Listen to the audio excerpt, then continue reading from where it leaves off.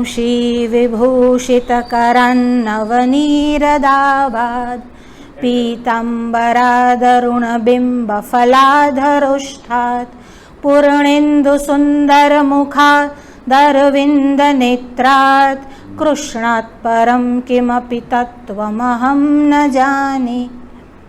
मधुसूदन सरस्वती जी भगवान श्री कृष्ण की वंदना करते हुए कहते हैं, कृष्णात् परम किमपि तत्त्वमहं न जाने। श्री कृष्ण से अतिरिक्त कोई तत्व है ही नहीं, क्योंकि मैं उसे जानता ही नहीं, क्योंकि है ही नहीं।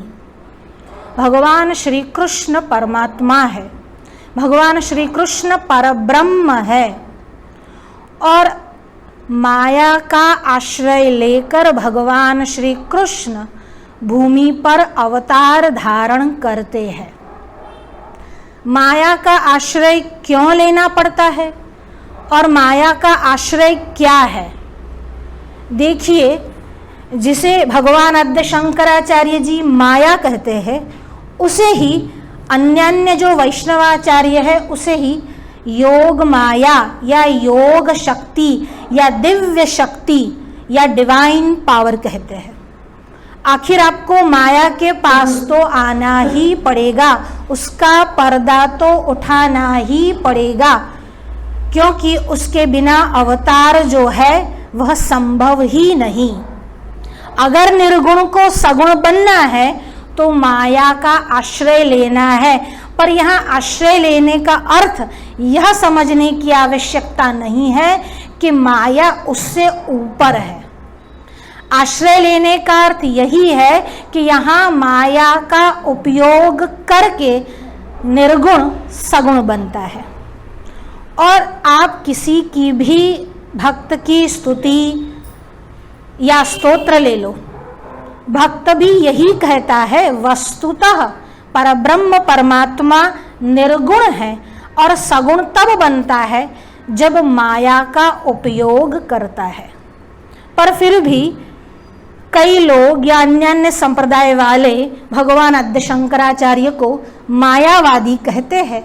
उन मायावादी कहने वालों से ये प्रश्न है कि अगर भगवान आद्य शंकराचार्य मायावादी है तो भागवत जी में योग माया मुपाश्रिता इन शब्दों का अनुवाद भी क्या करोगे आप?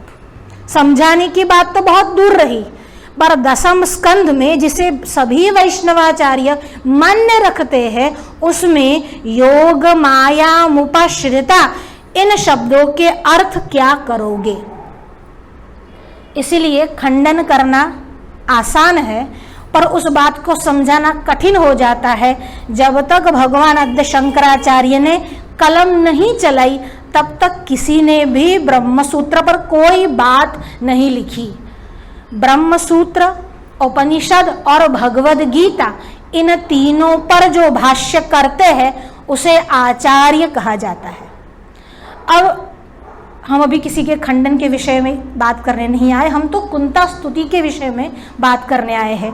पर कुंता स्तुति का जो हार्द है वह भी अद्वैत वेदांत ही है। कुंता जी के स्तुति के दूसरे श्लोक में भी माया जवनिका शब्द का प्रयोग हुआ है।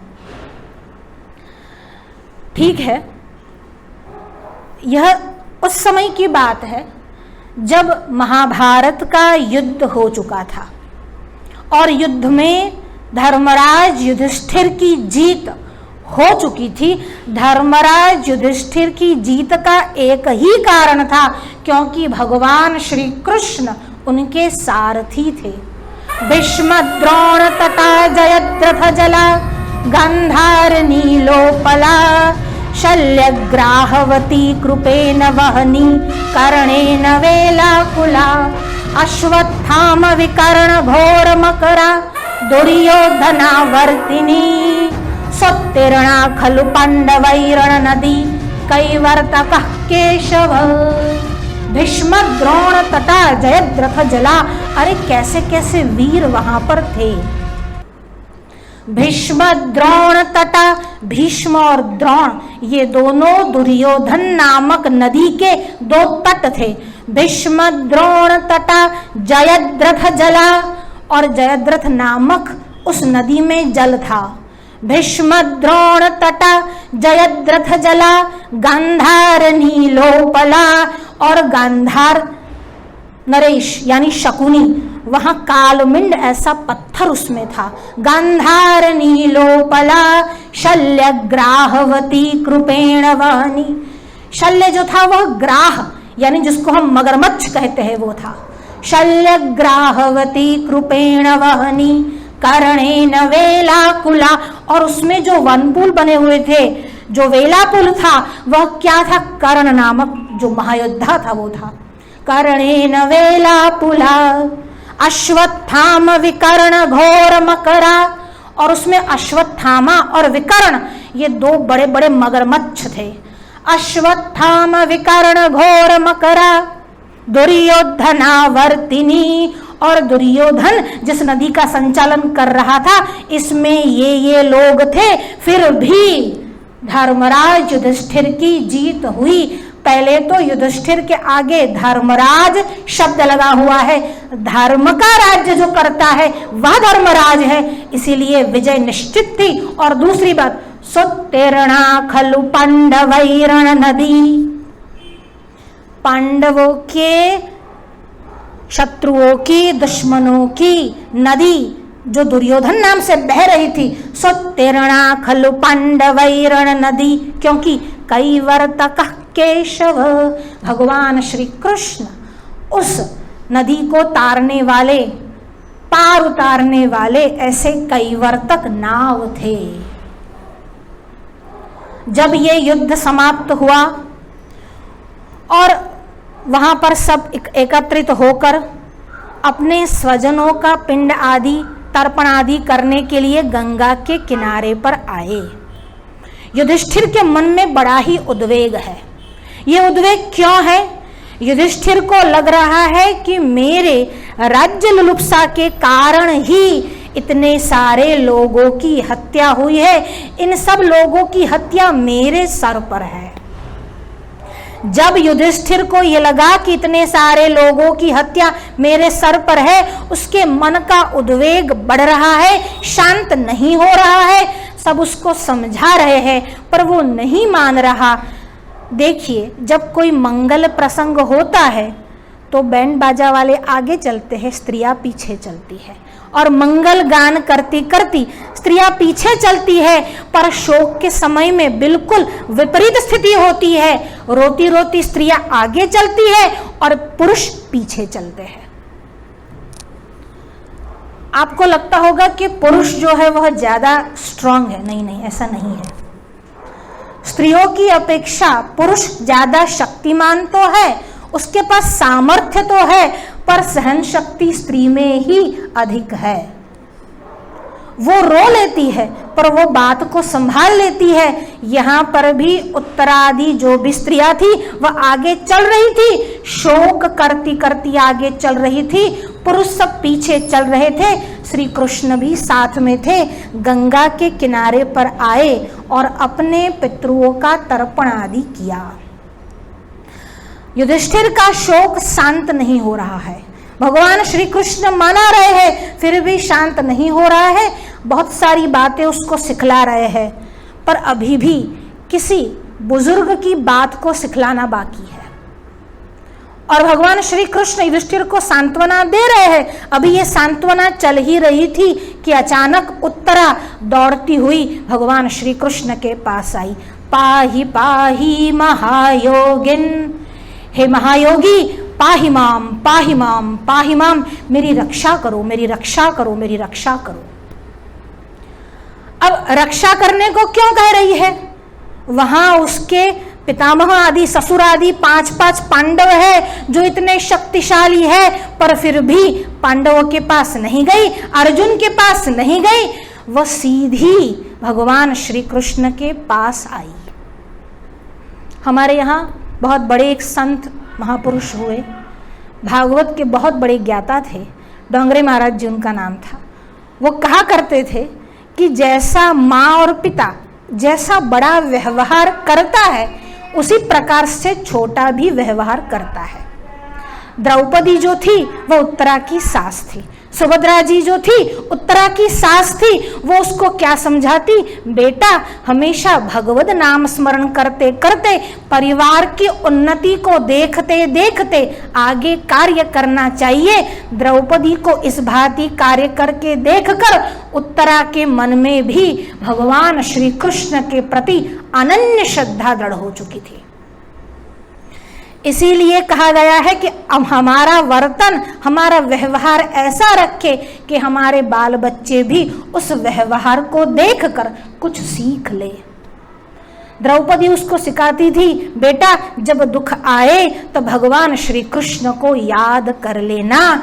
अब उत्तरा के ऊपर कष्ट आया, कौन सा कष्ट आया, अश्वत्थामा ने ब्रह्मास्त्र चलाया और उस ब्रह्मास्त्र के ताप से उत्तरा का गर्भ जो था वह जलने लगा। वह दौड़ती हुई भगवान श्री कृष्ण के पास आई और क्या कहती है, पाही पाही महायोगी, हे महायोगी रक्षा करो रक्षा करो। भगवान श्री कृष्ण या भगवान न तो देवकी के गर्भ में गए और ना ही कौशल्या के गर्भ में गए। भगवान श्री कृष्ण ने या भगवान श्री राम ने, परब्रह्म परमात्मा केवल लीला करता है और माता को यह भास करवाता है कि मैं उनके गर्भ में हूं। वस्तुतः भगवान गर्भ में जाते ही नहीं। पर उत्तरा की बात निराली थी।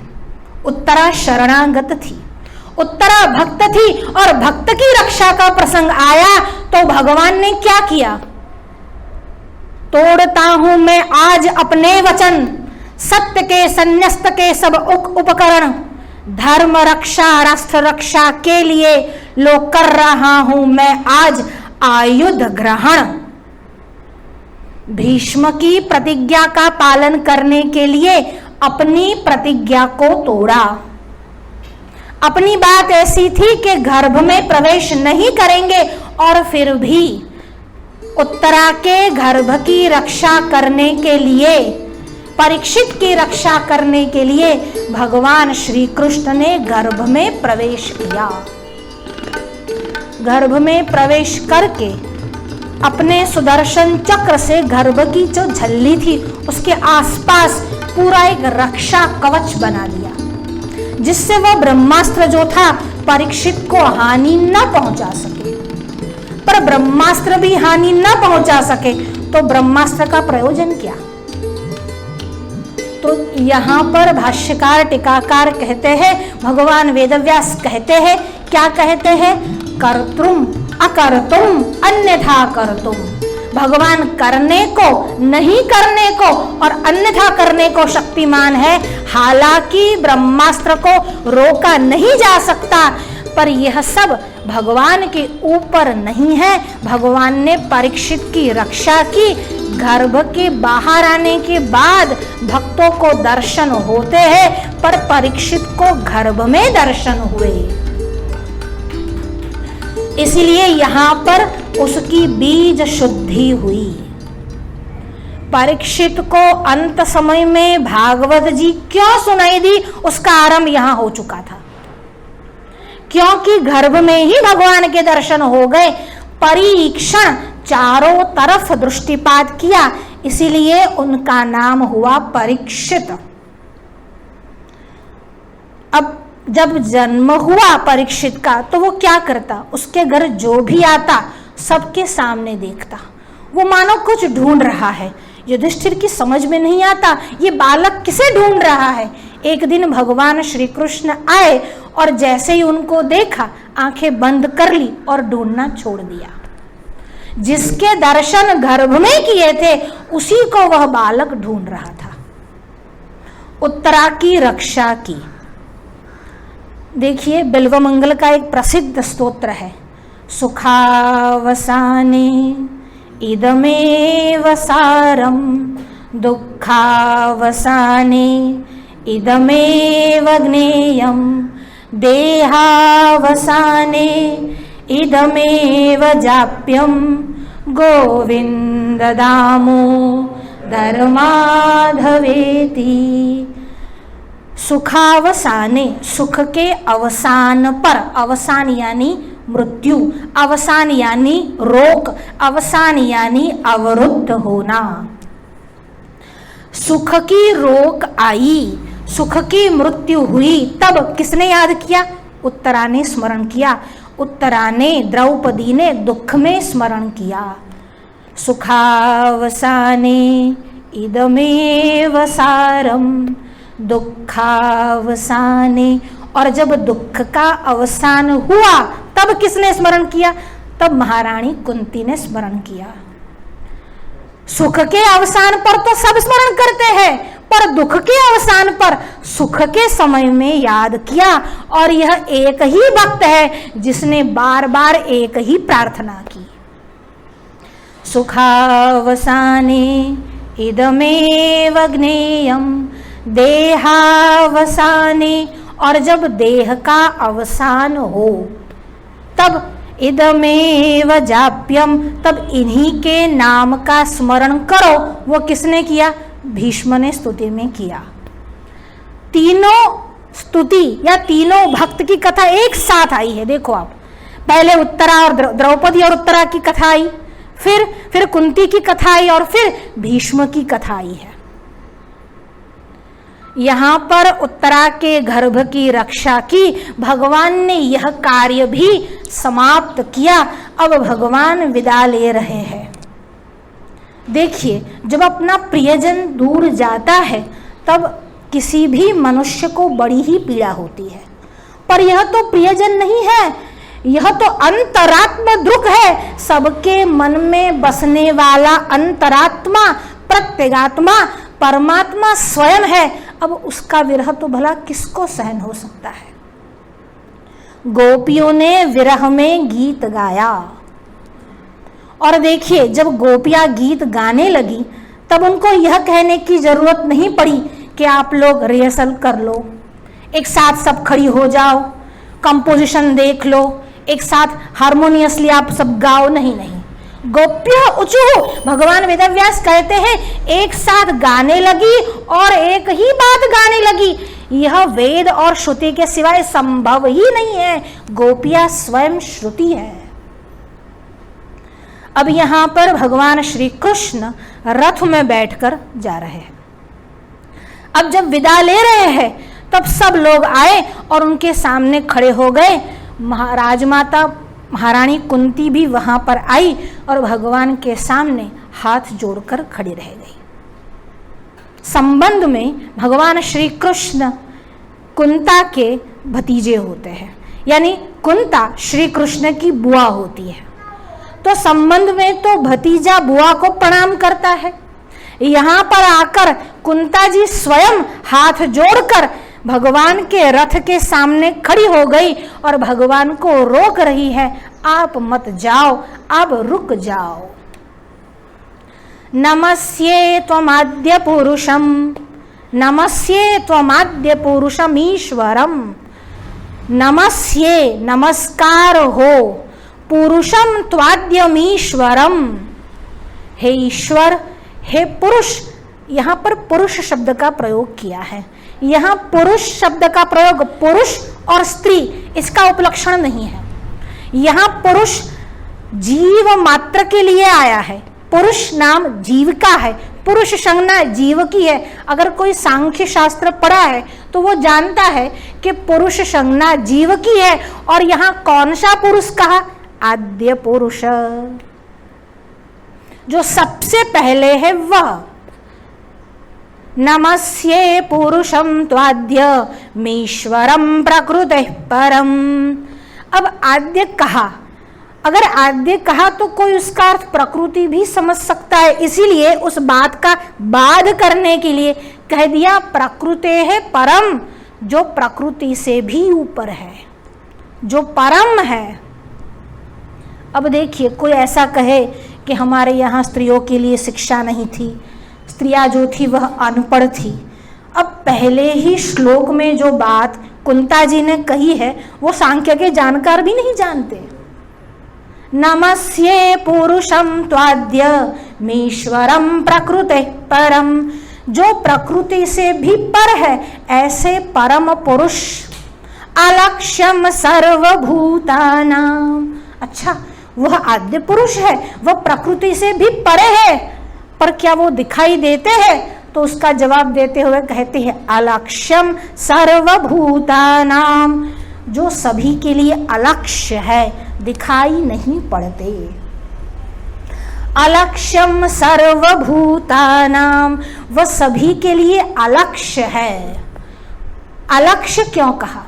यद यद दृष्टम तत्तद नष्टम, जो दिखाई पड़ता है वह नाश भी होता है। इसीलिए जब सगुण साकार परमात्मा हुए, जिसका रूप सभी देख सकते हैं, तो उस स्वरूप का तिरोभाव भी होता है, उसको स्वधाम गमन भी होता है। अलक्ष्यम सर्वभूतानाम, वह सभी भूतों से अलक्ष्य है। अलक्ष्य क्यों है? तो उसका उत्तर दूसरे श्लोक में कुंता जी देती है, माया जवनिकाश्छन्न।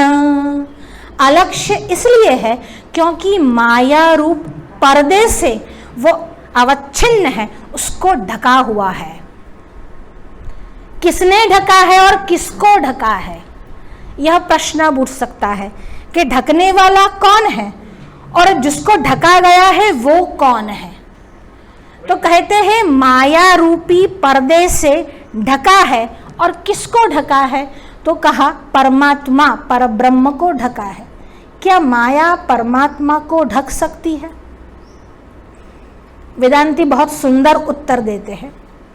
कहते हैं कि अगर आप बाहर निकलो और बाहर सूर्य नारायण बहुत अपनी अधिकतम उष्णतामान से जल रहे हो और आपको बहुत धूप लगे और आप अपना हाथ भी अपनी आंखों के सामने कर लो, तो क्या वह सूर्य नारायण नहीं ढक जाएंगे? वस्तुतः आंख ढकती है, सूर्य नारायण नहीं ढकते, पर हम यही बोलते हैं व्यवहार में सूर्य नारायण को ढक दिया, या उस धूप के बीच में हमने एक व्यवधान खड़ा कर दिया। अज्ञान की दो शक्ति है, आवरण और विक्षेप। पहला होता है आवरण, जैसे बादलों से सूर्य ढक जाता है, जैसे हमारी आंखों के सामने हाथ रखने से सूर्य नारायण वस्तुतः नहीं ढकता पर ढक जाता है। वह अज्ञान की पहली शक्ति है जिसका नाम है आवरण। और अज्ञान की दूसरी शक्ति है जिसका नाम है विक्षेप। ये विक्षेप क्या है? Wrong projection. एक ढकना है और दूसरा गलत दिखाना है। पहले ढक दिया, ये पहली शक्ति। अब दूसरा विक्षेप किया। विक्षेप करना यानी क्या? जैसे रज्जु में सर्प दिखना, पहले तो रज्जु के अपने गुणधर्म का आवरण कर दिया और फिर उसी रज्जु में सर्प को दिखाया। यह ज्ञान की दो शक्तियां हैं। रज्जु के गुण को ढकना आवरण शक्ति, और रज्जु के स्थान पर, रज्जु यानी दोरड़ी जिसको हम गुजराती में बोलते हैं, रस्सी, रज्जु के स्थान पर सर्प को दिखाना वह दूसरी शक्ति यानी विक्षेप शक्ति है। अज्ञानस्य शक्ति द्वयम। इसी प्रकार से भगवान भी माया जवनिकाश्छन्न, माया की जवनिका यानी पर्दे से ढक लेते हैं। किसको ढक लेते हैं? अपने आप को। अब अपने आप को क्यों ढक लेते हैं भला? क्योंकि अज्ञ पुरुष उनको देख नहीं पाए। सबके लिए सबको दिखाना आवश्यक नहीं होता। दूसरी बात, जैसे एक डायरेक्टर है, मूवी बनाता है, फिर उसमें एक रोल खुद करता है। अब वह भी उस रोल के अनुसार चलता है, हालांकि वह जानता है यह सच्चाई नहीं, पर वह भी नाटक करता है उस रोल के अनुसार। उस अभिनय, उस तरह से वो अभिनय करता है उस कैरेक्टर के अनुसार। यहाँ पर मतलब कैरेक्टर में अपने आप को ढाल लेता है, और जब ढाल लेता है तब वो रोता भी है, हंसता भी है, चलता भी है, खाता भी है, गाता भी है, पर वस्तुतः वह कुछ नहीं करता। वैसे ही रामो न गच्छति न चलति नानुशोचति। राम न तो चलते हैं, न तो खाते हैं, न तो गाते हैं, न अनुशोचति और ना ही शोक करते हैं। यह सब अभिनय जैसा है। माया जवनिकाश्चन्न, और अग्नलोक इसी को सच्चाई समझकर इसी माया रूपी संसार में अपने आप को बस ऐसे ही घूमते रहते हैं, उससे बाहर नहीं निकलते। यथा नाट्य नटोधरः, जैसे नट नाटक करता है वैसे भी हे नटवर तुम नाटक करते हो। तुम मुझे ये कहते थे कि मैं तुम्हारे प्रणाम न करूं, तुमको प्रणाम क्यों न करूं। कुंती जी ने स्तुति का आरंभ नमः शब्द से किया और स्तुति का अंत भी भगवन नमस्ते नमः शब्द से करती है। देखिए, जो विद्वान लोग हैं इस विषय में बहुत सारी बातें करते हैं। कहते हैं कई लोगों की आदत होती है, मूल एक जो प्रवाह होता है उस प्रवाह में से कुछ ले लेते हैं और अपना बनाकर भेजते हैं। पानी को ले लिया और उस पर बिस्लरी का थप्पा लगा दिया। अब बिस्लरी ने कहाँ पानी बनाया? पानी तो कोई बना ही नहीं सकता, वह तो नारायण की सृष्टि का है। अब पानी नहीं बना सकता पर उस पर अपना स्टैम्प तो जरूर लगा सकता है। वैसे ही कुंता की स्तुति से या फिर हमारे शास्त्र की अन्य स्तुति से नमः शब्द को ले लिया और उसमें आज जोड़ दिया और बन गया नमाज। और उनको लगता है नमाज ही सर्वस्व है। एक अंग को सर्वांग बताना ठीक नहीं। किसी ने नमाज ले लिया, किसी ने प्रार्थना शब्द से प्रार ले लिया और बन गया प्रेयर। ऐसे एक एक अंग को लेकर अपना स्टैंप लगा दिया। किसी ने बाइबल का लगाया, किसी ने कुरान का लगाया, अपना स्टैंप लगा दिया, पर वो सर्वस्व नहीं। आपने शब्द सुना होगा ईदगाह। ये ईदगाह शब्द कैसे बना? ईड़ धातु संस्कृत में उपासना के लिए है, भजन के लिए है। अग्निमीड़े पुरोहिता, ऋग्वेद का प्रथम मंत्र ईड़े। आई प्रे, आई डिवोट, मैं इनको प्रणाम करता हूं, मैं उनका भजन करता हूं। इस शब्द से ईड़ धातु से बना है। तो जहां ये ईड़ घर है, जहां उपासना का घर है, उसी का नाम हो गया ईदगाह। ठीक है, अभी हम वो लिंग्विस्टिक की बात बहुत नहीं करते, हम बात करते हैं कुंता जी ने स्तुति में क्या कहा। कुंता जी ने कहा माया जवनिकाश्चन्न, तुम माया के पर्दे से ढके हुए हो। और ये ढकने वाला कौन है और जो ढका है वह कौन है? वह एक ही है। ढकने वाला भी वह और ढका हुआ है वह भी वह। केवल माया तो उसकी दासी है, वह डिवाइन पावर है। न तो वह हमेशा टिकती है और न तो वह सचमुच है ऐसा है। पार्थिव भाई ने एक बार बहुत सुंदर प्रश्न पूछा था कि एग्जैक्टली माया क्या है। मैंने कहा बस यही है कि उसको एग्जैक्टली डिफाइन नहीं कर सकते, यही माया है। एग्जैक्टली जिसको डिफाइन नहीं कर सकते वही माया है। छिन्नाव छिन्न, भिन्नाव भिन्न, और जो अनादि भी है। पर माया ब्रह्म से ब्रह्म जैसी नहीं है। अनादि ब्रह्म भी है, अनादि माया भी है, पर ब्रह्म शांत नहीं है, अनंत है।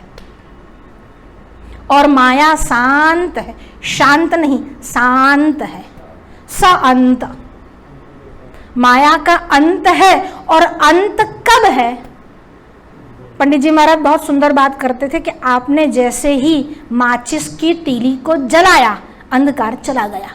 कब चला गया? कब से था? अनादि समय से था। जब जलाया तब गया। जैसे ही ज्ञान रूपी प्रकाश हुआ, अज्ञान रूपी अंधकार, अज्ञान रूपी तमः दूर हुआ। माया जवनिकाश्चन्न। अच्छा, तो ये माया का पर्दा है और अज्ञ लोग आपको उस माया के अंतर्गत ही देखते हैं, आपके स्वरूप को नहीं समझ सकते। तो कौन आपके स्वरूप को समझ सकता है? तीसरे श्लोक में कहा परमहंसानाम, जो परमहंस है वह, उनके हृदय में आप अपने स्वरूप को, सत स्वरूप को, सत्य स्वरूप को, अपने रियल फॉर्म को आप प्रकट करते हो। तो क्या हमारे सामने वह वास्तविक स्वरूप कभी प्रकट नहीं होता? तो कहता है होता है, पर जैसे देवर्षि नारद के सामने उस समय हुआ था, आया और चला गया। एक बार तो दिवस में प्रकट होता ही होता है, कम से कम एक बार होता है। सिर्फ आप उसको पहचानो, उसी को आप लंबा करो, उसी को खींचते जाओ। क्या एक बार आपको दिवस में नहीं लगता कि ये कौन बोल रहा है, ये कौन खा रहा है, ये मुझे कौन जिला रहा है, ये सांस कौन मुझसे लिवा रहा है? तो यह प्रकट तो होता ही है, पर सतत जिसके मन में एक जैसा वह प्रकट हो नहीं, अविरत वैसा ही रहे, वह परमहंस है। यथा परमहंसानाम मुनिनाम विमलात्मनाम, और ये मुनि कैसे है? अमल है, जिसमें मल कभी आता ही नहीं, ऐसे मुनियों के हृदय में अविरत वो रहते हैं। अब ऐसे मुनियों के हृदय में रहते हैं, मेरी क्या बात करूं भगवान। देखिए यहाँ भगवान ने कुंती की बात को माना। क्यों माना? जब तक अहंकार विलीन नहीं हो जाता भगवान प्रकट नहीं होते। कुंती अपना अहंकार विलीन करती है और क्या कहती है? उन मुनियों के हृदय में तू प्रकट हो। मेरी क्या बात, मेरा क्या सामर्थ्य कि मैं तेरी स्तुति करूं। भक्ति में अहंकार नहीं रहता। अहंकार जब पिघल जाता है तब भक्त शरणागत हो जाता है। शरणागति अहंकार को पिघला देती है। ज्ञान में अहंकार बाधा बनता है। पिताजी हमेशा कहा करते थे, ज्ञान में अहंकार बाधा बनता है, भक्ति में लोभ बाधा बनता है, और योग में संयम बाधा रूप है। अगर आप संयम से चुके कि योग भ्रष्ट हुए। कल योग दिवस है और आजकल लोगों को बहुत योग का भी भूत सवार है, उसको भूत सवार ही बोल सकते हैं, क्योंकि एक अंग तो ले लेते हैं, अष्टांग योग के विषय में जानते नहीं। आप एक अंग को क्या शरीर कहोगे? अरे शरीर में से एक आंख फूट जाए, कान चला जाए, हाथ टूट जाए तो भी अपने आप को लाचार और विवश आप महसूस करते हो। तो एक अंग को लेकर आप योग को जीतने चले हो, और वो भी कब? जब 21 तारीख नजदीक हो तब। उससे पहले नहीं याद आता। पूरा साल चला जाता है तब योग याद नहीं आता। उसी दिन, उसी वीक फिर योग सप्ताह चलता है, योग दिवस चलता है।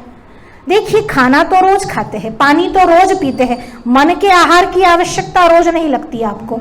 सत्संग के लिए कभी कभी समय मिलता है, योग के लिए कभी कभी समय मिलता है, तब आप रोज नहीं कर सकते।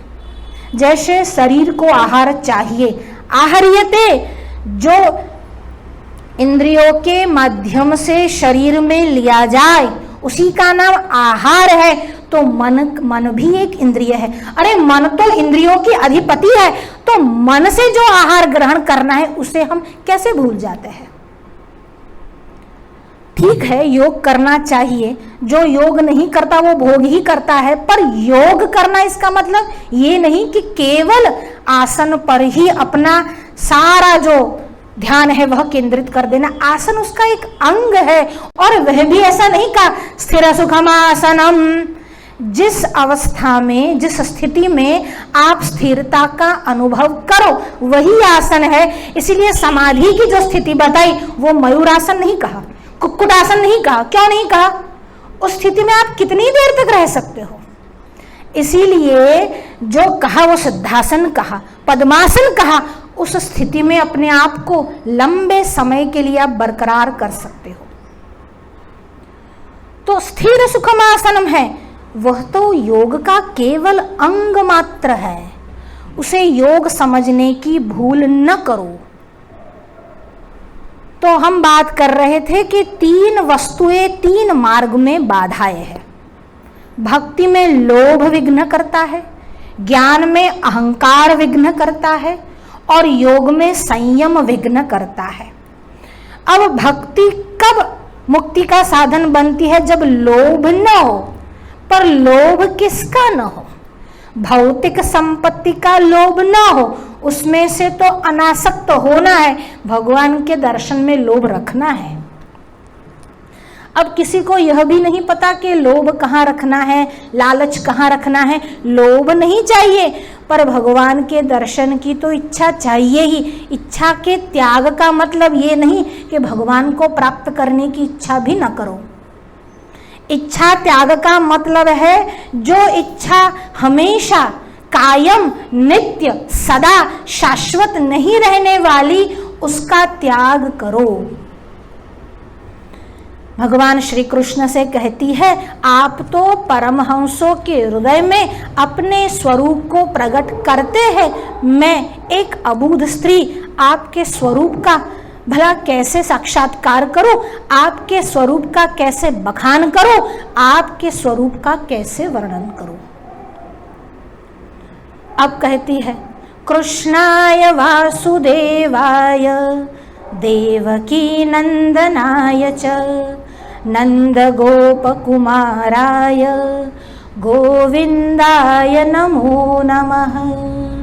कृष्णाय वासुदेवाय। देखिए, पहले ही श्लोक में ज्ञान का परिचय दे दिया, प्रणाम किया, ज्ञान का परिचय दे दिया। भक्त अज्ञ हो ही नहीं सकता।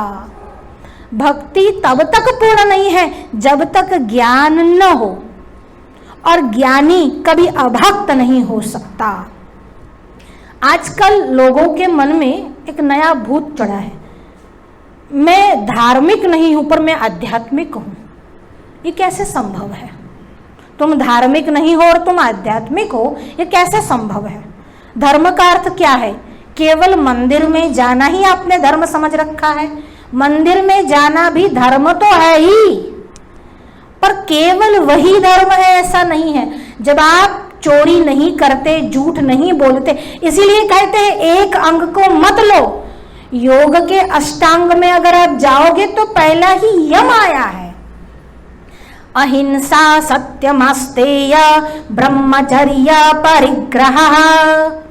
अहिंसा, सत्य, अहिंसा सब समझते हैं, सत्य भी समझते हैं। गांधी जी ने केवल दो ले लिए, अहिंसा और सत्य। अहिंसा, सत्य, और जैनों ने केवल एक ले लिया, अहिंसा। सत्य तो उनसे स्नान सूतक भी नहीं उनका। अहिंसा सत्यमस्तेय, अस्तेय यानी चोरी नहीं करना, वह अस्तेय। जो गंगा दशहरा है उसमें जो पहला पाप कहा है वह भी यही कहा है, जो कायिक पाप है वह भी यही है, अदत्तानाम उपादानम, दिए बिना ले लेना, इसका नाम है अस्तेय। फिर है ब्रह्मचर्य, उसके बाद ब्रह्मचर्य, और फिर अपरिग्रह। अस्तेय और अपरिग्रह दोनों में भेद है। पूछे बिना, कहे बिना किसी के वस्तु को उठा लेना, ले लेना, अस्तेय या चोरी है। पर अपरिग्रह, दे तो भी नहीं लेना है, इसका नाम है अपरिग्रह। अपरिग्रह कैसे कर सकते हैं? अगर आप 30 दिवस तक अविरत काम करते रहो, फिर 30वें दिन पर बॉस बुलाए और कहे लो तुम्हारी सैलरी लो, नहीं नहीं मेरा अपरिग्रह है, तो उसको अपरिग्रह कहा जा सकता है। अपरिग्रह यानी अपने हिस्से का जो है वह तो ठीक है ले लिया, पर उससे अधिक की इच्छा न करो, वह भी एक प्रकार का अपरिग्रह है। पूर्ण अपरिग्रह तो वह भी नहीं। जैसे गृहस्थ पुरुषों और गृहस्थ स्त्रियों के लिए ऋतुकाल में पति पत्नी का संग करना ब्रह्मचर्य माना गया है, वैसे ही अपने हिस्से का, अपने नीति का धन ले लेना, ऊपर से लेने की इच्छा न करना, वह भी एक प्रकार का अपरिग्रह है, और यह यम है। ये यम हम जानते नहीं, और हमको सीधा यम छोड़ना है, नियम छोड़ना है, सीधे आसन पर आ जाना है। आसन पर, आसन के बाद कुछ नहीं आता, ये तो बहिरंग है, अंतरंग तो बहुत दूर की बात है। धारणा, ध्यान और समाधि वह अंतरंग है, और सविकल्प की अपेक्षा निर्विकल्प अंतरंग है, सविकल्प भी बहिरंग है। अब योग का य नहीं आता और योग दिवस मना रहे, ठीक है, कम से कम पतंजलि को याद कर रहे हैं, हम तो इसी से संतोष मान ले रहे हैं। तो यम है उसका पालन करो। फिर नियम, नियम क्या है? शौच संतोष तपस्वाध्याय ईश्वर प्रणिधानानि नियमाः। शौच यानी पवित्रता, शौच है नहीं, नहाना नहीं और योग करना है। सीधे उठे, मुंह हाथ धोया नहीं धोया और सीधे योग करना है। पहला ही कहा है शौच। फिर संतोष, संतोष तो है नहीं, जितना भी धन हो कम ही लगता है। शौच संतोष तपः, तपः तो किसी के पास रहा ही नहीं, मैं अपनी ही बात नहीं करती, दूसरों की बात तो क्या करूं। तपः स्वाध्याय, और स्वाध्याय में तो अरे इतनी बाधा के पूछो ही नहीं। एक दिन पढ़ा, फिर 10 दिन विस्मृति, फिर एक दिन पढ़ा, फिर महीने भर की विस्मृति। स्वाध्याय ईश्वर प्रणिधानी, ईश्वर प्रणिधान करना यह भी नियम है। नियम का यही मत समझो कि जब आप ट्रैफिक सिग्नल चले तब चलना, रुके तब रुकना, केवल यही नियम नहीं है। यह तो रोड के नियम है, पर यह योग के नियम है। और योग किसके साथ करना है? भगवान के साथ करना है, तब ये नियम है ईश्वर प्रणिधान। और इस बात को, यम को और नियम को दादा सेकंड चैप्टर में कहा गया है, फर्स्ट चैप्टर में भी नहीं कहा गया। जो पहला अध्याय है वह उन साधकों के लिए है जो बहुत आगे निकल चुके हैं। अब जिसका ठिकाना नहीं है, जो अभी विद्यार्थी है, उसके लिए सेकंड चैप्टर है, उसमें अष्टांग योग आया है। नहीं तो पहले ही सूत्र में योग तो बता दिया उन्होंने, योगश्चित्त वृत्ति निरोधः, बता दिया आप तो योग। अब फिर जब इससे बात नहीं बनी, इससे भी आप कुछ नहीं जान पाए, तो अब सेकंड अध्याय में आइए। हाँ, सेकंड बार एक स्टार बैच होती है और फिर जो एक एवरेज विद्यार्थी, तो ये एवरेज विद्यार्थियों के लिए योगांग भी ठीक है। अब योग का विषय हम नहीं ले रहे, हम बात कर रहे थे कि कुंता जी ने स्तुति में क्या कहा। कृष्णाय वासुदेवाय देवकी नंदनाय च। पहले जो भगवान का स्वरूप है उसका वर्णन कर दिया। स्तुति का अर्थ क्या है? स्वरूप का वर्णन करना, भगवान की लीला चरितों का गान करना और भगवान के नाम का स्मरण करना। पहले स्वरूप वर्णन किया, अब नाम स्मरण कर रही है। कृष्णाय, भगवान का नाम कृष्ण है। कृष्णाय वासुदेवाय, भगवान का एक नाम वासुदेव है। वसुदेवस्य अपत्यम पुमान वासुदेव। कृष्णाय वासुदेवाय देवकी नंदनाय च। पहले कहा वसुदेव के पुत्र है और देवकी को आनंद देने वाले हैं, पर फिर सोचा भगवान का पालन तो नंद बाबा के वहां हुआ है, इसलिए कहा नंद गोप कुमाराय गोविंदाय नमो नमः। बार बार नमस्कार है किसको? गोविंद को। ये गोविंद कौन है? जो गो यानी उपनिषद को जानते हैं, वेदों को जानते हैं। अरे स्वयं जिसे उपनिषदों और वेदों ने गाया है वही गोविंद है।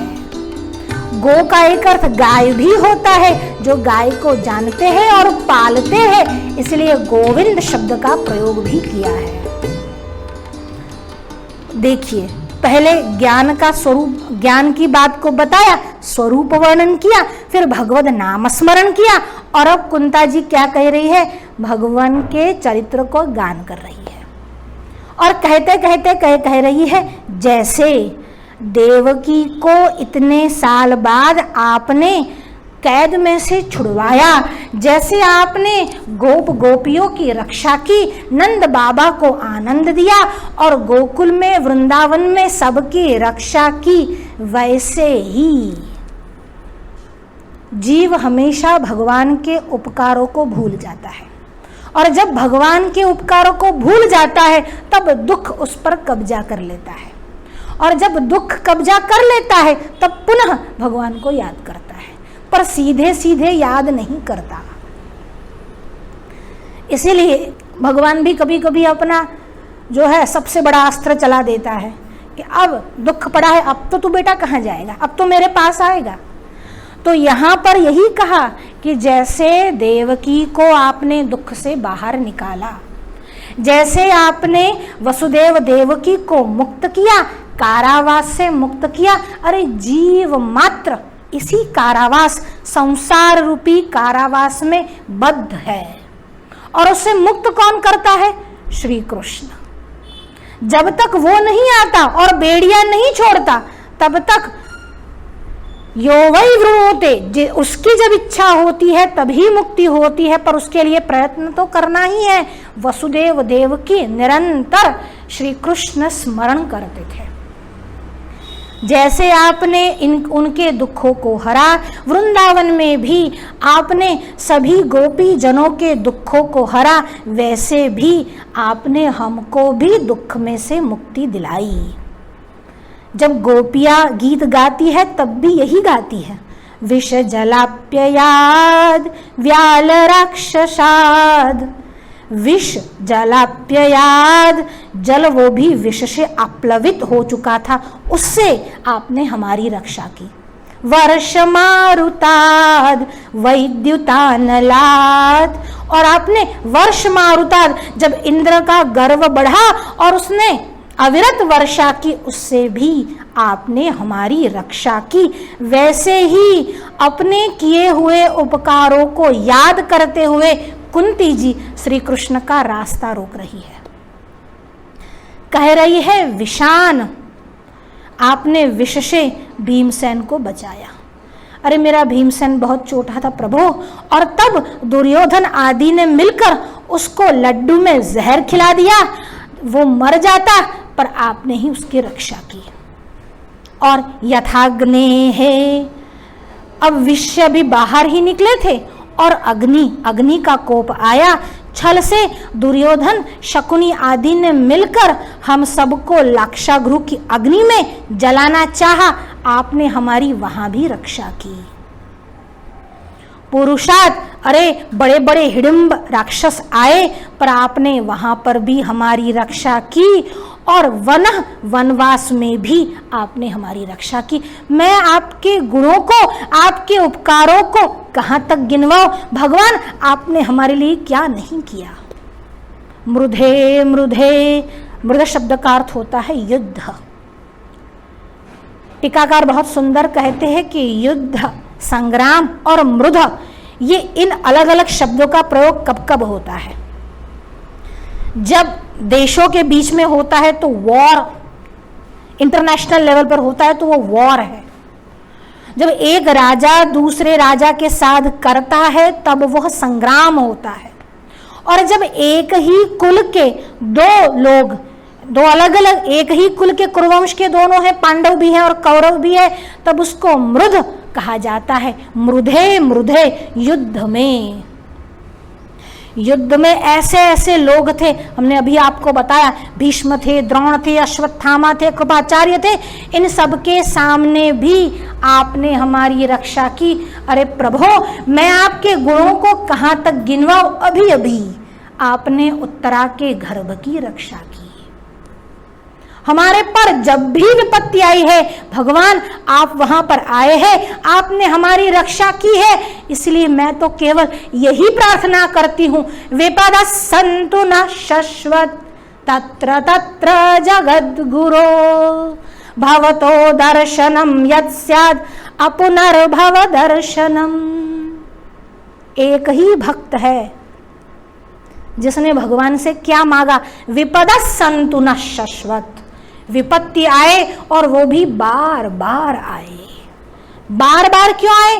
संतु न शाश्वत शब्द का प्रयोग किया, शाश्वत विपत्ति आए, एक बार नहीं, दो बार नहीं, बार बार विपत्ति आए। क्यों आए? क्योंकि जब विपत्ति आती है तभी तेरा दर्शन होता है। हमको तुम्हारा दर्शन तब प्राप्त होता है जब विपत्ति आई। अरे कुरु की सभा में जब द्रौपदी को लेकर गए, द्रौपदी को विवस्त्र करने वाले थे, उस समय तूने चिर बनकर द्रौपदी के लाज की रक्षा की। मैं तेरे उपकार कहां तक गिनवाऊं? जब जब हमारे पर विपत्ति आई है तब तब भगवान आप आए हो, इसलिए मैं यही चाहती हूँ कि मुझे सुख नहीं चाहिए, मुझे दुख चाहिए, क्योंकि दुख में तो तू जल्दी आता है और जब हमारे सुख के समय आए तब तू जाने लगा है। तू जा क्यों रहा है? क्योंकि तुमने देख लिया कि सब स्थिर हो चुका है। युधिष्ठिर को अपना राज्य मिल चुका है, सब अपने अपने धर्म का निर्वाह कर रहे हैं, अब तू जा रहा है। सुख के समय में तुम्हारा वियोग है और दुख के समय में तुम्हारा संयोग है। दुख हो तो तुम्हारा संयोग होता है, इसलिए उस सुख से मुझे वह दुख प्रिय है कि जिसमें तुम्हारा संयोग है।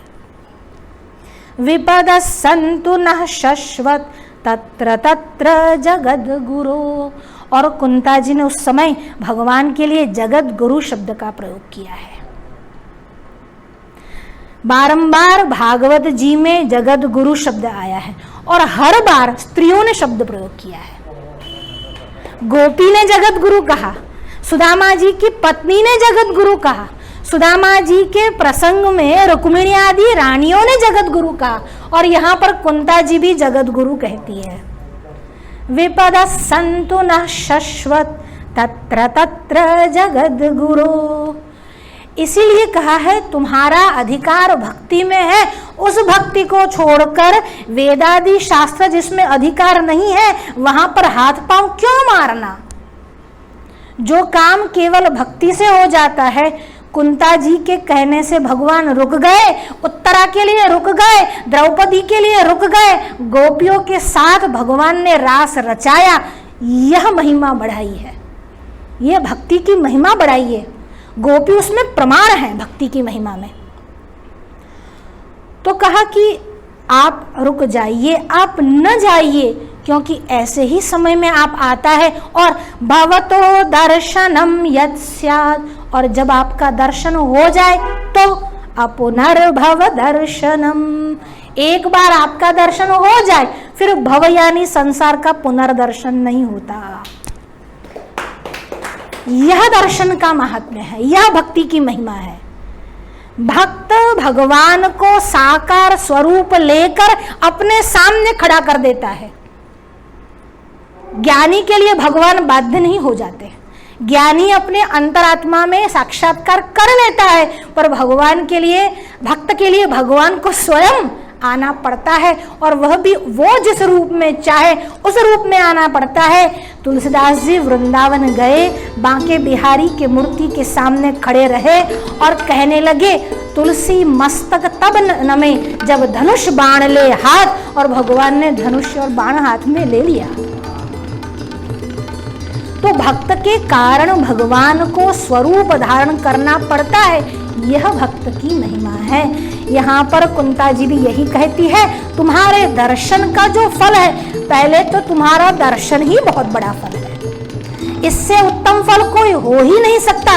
दर्शन से उत्तम फल क्या हो, और दर्शन उत्तम फल क्यों है? अपुनर्भव दर्शनम। ज्ञानी भक्त की ये बात है, कोई साधारण भक्त नहीं है कुंता जी, नहीं तो यही कहती दर्शन। पर दर्शन का उद्देश्य क्या है? अपुनर्भव दर्शनम, यह जन्म और चक्र से मुक्ति ही, वस्तुतः मोक्ष की ही बात है। इसीलिए जब भगवद गीता में 4 भक्तों को गिनाया, आर्तो अर्थी जिज्ञासु ज्ञानी च भरतर्षभ, तो ज्ञानी मेरी ही आत्मा है, यह कहा भगवान ने। और यहाँ पर प्रमाण दिया कुंता जी ने कि तुम्हारे दर्शन का जो फल है, वस्तुतः तुम्हारा दर्शन ही अपुनर्भव दर्शनम। उसके बाद दर्शन कहा इस भव का, इस संसार का। और शंकराचार्य यही कहते हैं, पुनरपि जननम पुनरपि मरणम पुनरपि जननी जठरे शयनम इह संसारे खलु दुस्तारे कृपया पारे पाहे मुरारे भज गोविंदम भज गोविंदम भज गोविंदम मूढ़मते भज गोविंदम भज गोविंदम भज गोविंदम मूढ़मते। फिर कुंता जी स्तुति करते हुए आगे कहती है कि वस्तुतः तो आप अज है, अजन्मा है, आप शाश्वत है, फिर आप जन्म क्यों लेते हैं? और आप जन्म लेते हैं इतना ही नहीं, सभी योनियों में, तिर्यक आदि, पशु पक्षी आदि सभी योनियों में आप जन्म लेते हैं। अरे आपके विषय में क्या कहे। अरे मैं जब भी आपको याद करती हूँ तो मुझे आपकी वो त्रिभुवन मोहिनी छवि याद आ जाती है। सामम विमोहति भी रपियद बिभेति, सामम विमोहयति, और मुझे वह छवि विमोहित करती है, आकर्षित करती है। कौन सी छवि? भगवान आपको याद है जब आप नंद बाबा के घर पर निवास करते थे, उस समय एक दिन मैं नंद बाबा के वहां आई और आपने ऐसा पराक्रम किया था कि मटकी फोड़ दी थी। आपने सारा मक्खन गिरा दिया था और आप गोपियों को बहुत परेशान करते थे। गोपियां सारी वहां पर कंप्लेन लेकर आई। यशोदा तारा कानूड़ा ने साध करीने वार रे, यशोदा तारा कानूड़ा ने साध करीने वार रे। आवड़ी धूम मचावे व्रजमा कोई नहीं पुछनार रे, आवड़ी धूम मचावे व्रजमा कोई नहीं पुछनार है। माखण खाधू शीकू फोड़ियू जान किधा आकाज रे, दही मथवानी गोड़ी फोड़ी आशा कहिए लाड़ रे। इतनी सारी कंप्लेन करते करते जब गोपियां आई तब यशोदा मैया ने क्या कहा? आड़ी अवड़ी बात तुम्हारी हूँ नहीं सांभरनार रे, डायो डमरो लाड़ कुमारो कदी न एम करनार रे। मारो कान जी घर माँ हूँ तो क्या रे दीठो बार रे, मारो कान जी घर माँ हूँ तो क्या रे दीठो बार रे। दूध दही ना माट भर्या पण चाखे ना लगार रे। आटला बधा भरेला छे मारे त्या तारे त्या केम आवे? मेरे यहाँ पूरे मटके भरे हुए हैं दूध के, दही के, तुम्हारे लिए तुम्हारे घर क्यों आएगा? और फिर कहती है नरसैया नो स्वामी साचो झूठी व्रजनी नार। तो उस समय जब आपने मटकी फोड़ दी थी, मक्खन गिरा दिया था और यशोदा मैया को आप पर बहुत क्रोध आया था। उस क्रोध के कारण यशोदा मैया ने क्या किया? एक रस्सी ली और उस रस्सी से आपको बांधने का प्रयत्न किया। और जैसे जैसे आपको बांध रहे थे वैसे वैसे रस्सी कम हो रही थी, जैसे जैसे बांध रहे थे रस्सी कम हो रही थी। दाम शब्द का अर्थ है रस्सी, और उदर यानी पेट, पेट पर रस्सी बांध रही थी और रस्सी से वो तब तक नहीं बंधे जब तक यशोदा मैया ने हार नहीं मानी, इसलिए उनका एक नाम पड़ा दामोदर। और जब वो रस्सी से पूरा उनको बांध दिया और उस समय आपने क्या किया था? अपना मुख जो था वो नीचे कर दिया था। पिताजी बहुत सुंदर बात करते थे, बहुत बहुत तरीके से मुंह जो है वह कोईનું चढ़ी जाए, कोईનું पड़ी जाए અને કોઈનું ફૂલાઈ જાય। આમાં પડી ગયું હતું, જ્યારે વાંક થાય ત્યારે મોં પડી જાય। और यहाँ पर उनका मुख जो था वो नीचे की ओर झुका हुआ था। बड़ी बड़ी आंखों में से, कजरारी नैन में से काजल वाले जो आंसू आ रहे थे वो श्याम वर्णा कपोल पर आ रहे थे। मुख नीचे था और तुम भय से थरथर कांप रहे थे। तुम भय से थरथर कांप रहे थे, जिससे काल भी कांपता है, जिससे भय भी डरता है, उससे तुम कांप रहे थे। अरे कृष्ण, तेरी वो मनोहारी छवि एक बार फिर से देखना चाहती हूँ। और कहा, कहे वेद तू तो खाता नहीं, चुरा के तू नवनीत खाता रहा।